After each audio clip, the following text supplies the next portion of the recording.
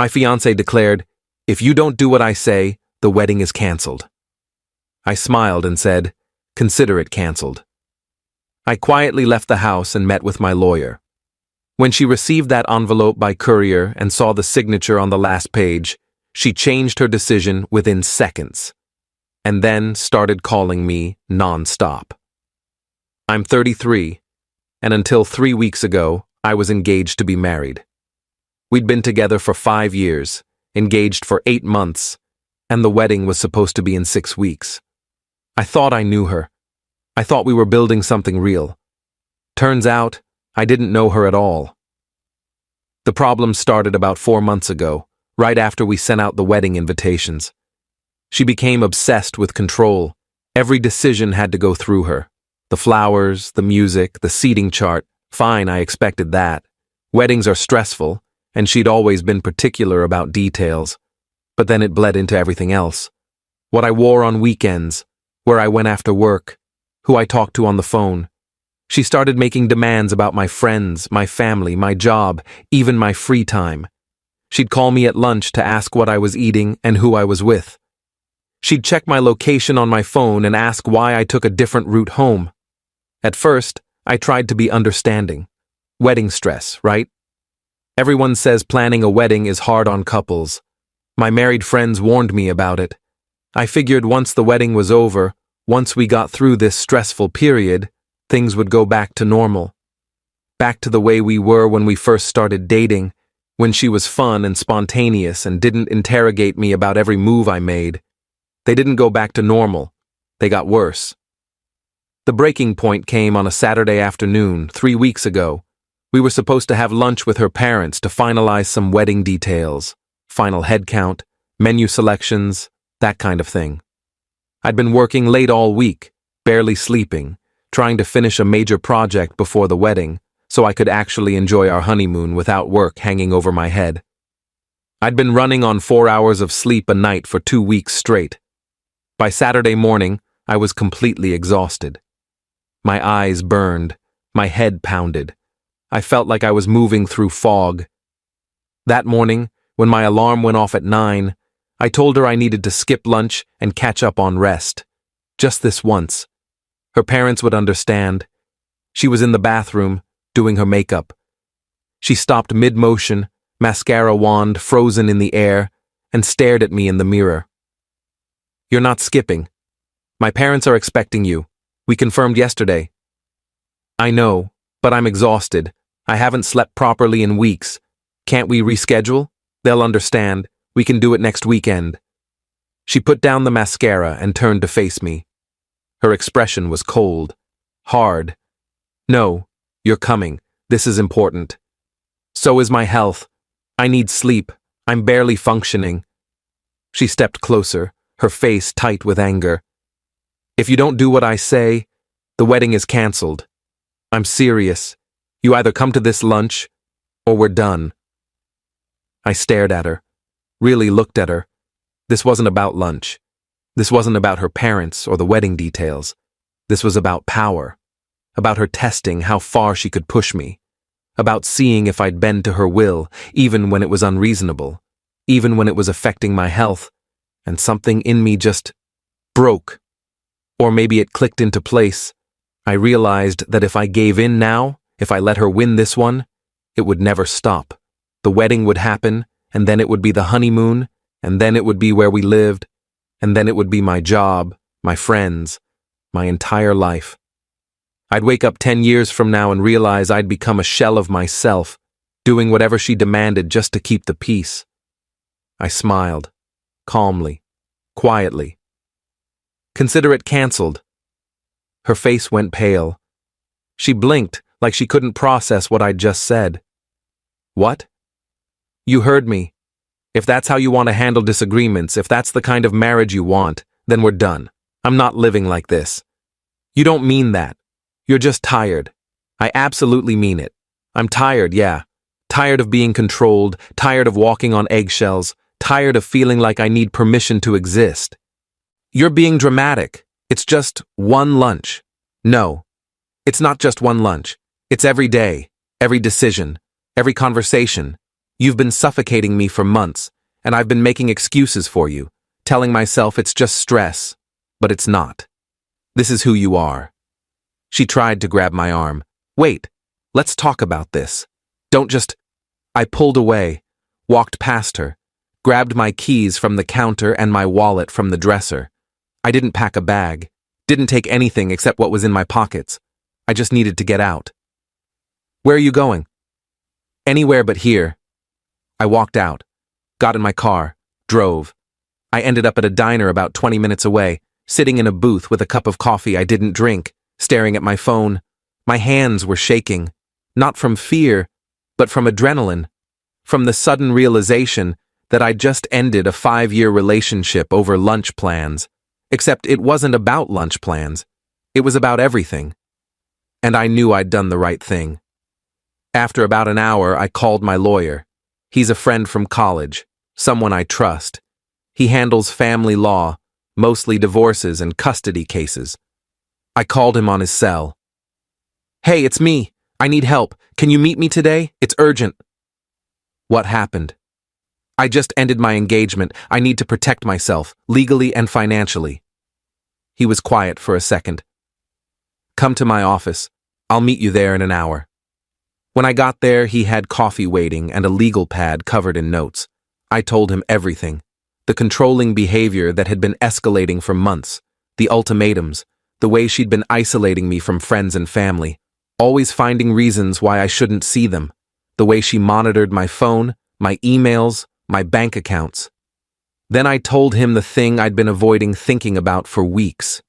She opened a credit card in both our names, without telling me. He looked up. When? 2 months ago. I found the statements last week. She's racked up almost $20,000 on wedding expenses I never agreed to. Venue upgrades, designer dress alterations, a videographer we didn't need. She told me she was using her savings, but she wasn't. She was using credit in my name. He wrote that down. Do you have proof? Statements, emails. I forwarded them to myself when I found them. Good. That's fraud, technically. Did you confront her? I tried. She said it was our wedding and our credit, so it didn't matter. Said I was being cheap for questioning it. He shook his head. Okay. Here's what we're going to do. We spent 3 hours drafting documents, a formal termination of the engagement, a financial separation agreement detailing that I was not responsible for any debts she'd incurred without my knowledge or explicit consent, a cease and contact order if she tried to harass me, and a full accounting of everything I'd contributed to the wedding, deposits, payments, my half of everything we'd agreed on, with a demand for reimbursement or acknowledgement that I wasn't liable for anything beyond that. By the time I left his office, it was evening. I had a thick envelope with copies of everything, ready to be couriered to her first thing Monday morning. I checked into a hotel that night. Nothing fancy, just a clean room with a bed. I turned off my phone, ordered room service, took a long hot shower, and then I slept for 12 hours straight. Update one Sunday morning, I turned my phone back on. The screen lit up with notifications, 83 missed calls, over 100 text messages, all from her. I scrolled through them. The progression was almost predictable. The first messages were apologetic. I didn't mean it. Please come home. We need to talk. Then they turned confused. Where are you? Why aren't you answering? This is childish. Then angry. You're being ridiculous. This is stupid. Grow up and come back. Then desperate. Please, I'm sorry. I love you. Don't throw away 5 years over one fight. We can fix this. Then manipulative. I talked to my mom. She thinks you're having a breakdown. Do you need help? Then threatening. If you don't come back by tonight, you'll regret this. I'll make sure everyone knows what you did, how you abandoned me. I didn't respond to any of them. I took screenshots of all the threatening ones and forwarded them to my lawyer with a message. Add these to the file. He responded immediately. Good. This helps if we need the restraining order. Monday morning, I arranged for a courier service to deliver the envelope to our apartment. I requested signature confirmation so I'd know exactly when she received it. The courier texted me at 10:47 a.m. Package delivered and signed for. At 10:52 a.m., my phone started ringing. Her. I declined the call. She called again. Declined. 16 calls in 10 minutes. Then the voicemails started. What is this? You can't be serious. Call me right now. This is insane. You're insane. We're getting married in 6 weeks. You can't just end things like this. If you think I'm signing anything, you're out of your mind. My lawyer is going to destroy you. You hear me? Destroy you. I saved every voicemail, forwarded them to my lawyer.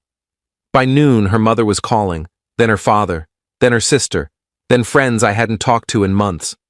Everyone had the same message. What did you do? She's devastated. You need to fix this.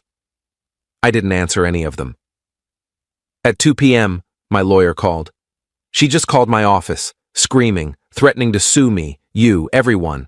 I told her if she contacts me again without her own legal representation, I'm filing a harassment complaint. Good. She's panicking. The financial separation agreement has her scared. She knows she's on the hook for that credit card debt. She should be scared. She committed fraud. Just stay calm. Don't engage. Let her spiral. That evening, someone started pounding on my hotel room door. I looked through the peephole. It was her. I know you're in there. Open the door. We need to talk. I called the front desk. There's someone banging on my door. I need security. They arrived within minutes. I heard them talking to her in the hallway. Heard her crying, saying she just wanted to talk to her fiancé. Heard them tell her she needed to leave or they'd call the police. She left, but I filed a police report anyway. Created a paper trail. Update 2. The next few days were chaos. She tried messaging me on social media. I blocked her. She created new accounts. I blocked those too. She sent emails. I set up a filter to send them directly to a folder I kept for documentation but didn't read. She started reaching out to mutual friends. They'd call me, saying she was devastated and didn't understand what happened. I told them the truth, showed a few of them screenshots of her threatening messages. Most backed off after that. A few took her side, said I was overreacting. I cut those people out. Her family hired a lawyer. About a week after I sent the envelope, I got a letter from a law firm. They claimed I was liable for half the wedding expenses, including the credit card charges, because we were engaged and had a verbal agreement to share costs. My lawyer sent back copies of the credit card statements showing she'd made charges without my authorization.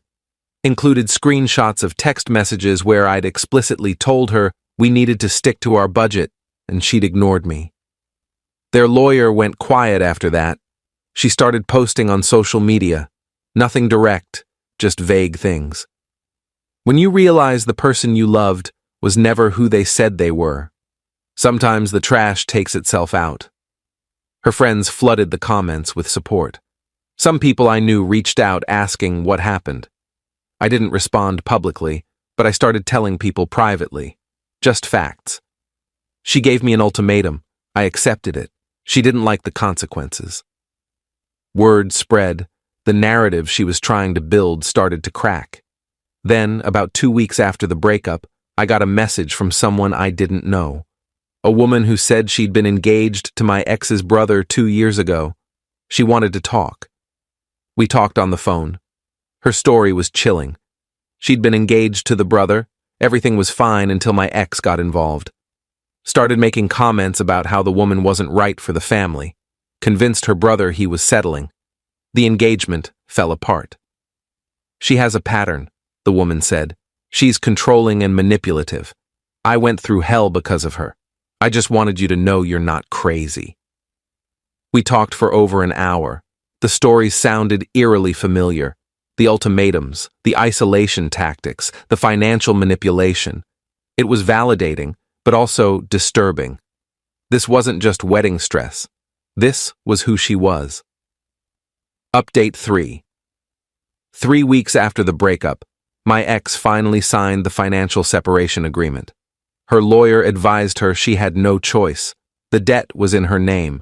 The charges were unauthorized. She was liable. She sent the signed documents back through her lawyer. No note, just a signature. but she included a handwritten letter separately. I hope you're happy. You destroyed everything we built. You threw away 5 years because you couldn't handle one fight. You're a coward, and you'll regret this for the rest of your life. I gave you everything, and you gave me nothing. I hope you end up alone, because that's what you deserve. I read it once, felt nothing, threw it away. That same week, she officially called off the wedding, sent messages to the guests. She blamed me, said I'd abandoned her, that I was cold and heartless. Some people believed her, most didn't, especially after mutual friends started quietly sharing their own experiences with her controlling behavior. I got a call from her father a few days later. He wanted to meet. I agreed, but only in a public place with my lawyer present. We met at a coffee shop. Her father looked tired, worn down. I owe you an apology, he said. I waited. I didn't realize how bad it had gotten. She's always been intense, strong-willed. We thought it was confidence. We didn't see it for what it was. And what was it? Control issues. We've convinced her to see a therapist. She refused at first, but after everything fell apart, she agreed. That's good. I hope it helps her. He looked down. Do you think there's any chance? No, there's not. He nodded, didn't argue. For what it's worth, you were good to her. Better than she deserved. I'm sorry we didn't see that sooner. Thank you. We didn't talk much after that. He paid and left. Update 4. About a month after the breakup, I started hearing rumors. She was seeing someone new, some guy she'd met online, moving fast. A mutual friend reached out, said she'd seen them together at a restaurant. My ex was already exhibiting the same controlling behaviors, telling him what to order, correcting how he spoke, checking his phone. She's doing the same thing, the friend said. That's his problem, not mine. She tried to reach out to me about 6 weeks after the breakup, sent an email. Subject line, closure. It was long, rambling, full of therapy speak. She said she'd been working on herself, that she realized she had issues, that she wanted closure. I read it once, didn't respond. My lawyer had told me, any response opens the door for more contact. Silence is the answer. Around the same time, I found out she'd been telling people I'd been emotionally abusive, that I'd manipulated her, that the breakup was my fault. A few of her friends reached out asking for my side. I sent them the same things I'd shown others. Her threatening texts, the voicemails, the financial documents. Most stopped talking to her after that. I also found out her new relationship had imploded. The guy had done some digging, heard the stories, and broke up with her immediately. When she showed up at his apartment begging for another chance, he threatened to call the police. The pattern was repeating itself. Final update. It's been 5 months now since that Saturday when she gave me an ultimatum, since I walked out and decided I was done being controlled. I moved into a new apartment 2 months ago. Fresh start. Different neighborhood. I went back to our old apartment once with my lawyer and a police escort to get my things. Her mother was there, glaring at me but didn't say a word. I took what was mine, left the keys, and never looked back. The new place is smaller, but it's mine. Every choice, mine. No compromises, no arguments, no walking on eggshells. I changed my phone number, updated my email, locked down social media, started fresh. I've been dating casually. Nothing serious yet, and I'm okay with that. I'm rediscovering hobbies I'd abandoned, reconnecting with friends I'd lost. One friend told me last week, "You're different now. Lighter. You smile more." My ex's brother reached out a few weeks ago. He apologized for his sister, said he'd cut ties with her. The woman she'd driven away from him had reached back out after hearing what happened to me. They'd started dating again. "She ruined the best thing in my life once," he told me. "I'm not letting her do it again." Good for you. She's been calling me, asking for money. I told her no. From what I've heard, she's struggling. Lost another job. Can't keep roommates. Her parents cut her off after she quit therapy. She's burned through most of her friendships. Part of me feels bad. But then, I remember the threats, the manipulation, the control, the 20,000 in fraudulent charges. She made her choices. I never got reimbursed. She declared bankruptcy 3 months after the breakup. My lawyer said I could pursue it, but it would cost more than I'd recover. I let it go. The price of freedom. People still ask if I regret how I handled things, if I was too harsh. I don't regret a single thing. That ultimatum was a gift. It showed me exactly who she was and what my future would have looked like. Years of being controlled, manipulated, eroded until I didn't recognize myself. When I said, "Consider it canceled," and walked out, when she opened that envelope and saw my lawyer's signature on every page, she panicked. The calls started within minutes. 16 calls, voicemails, emails, showing up at my hotel, all desperate, all too late. She wanted me to bend, to break, to prove I'd sacrifice anything to keep her. Instead, it freed me. I called her bluff, and she was holding nothing. I'm not engaged anymore. I'm not planning a wedding. But I'm happy. Actually happy. Not the performative happiness I'd been faking. Real happiness.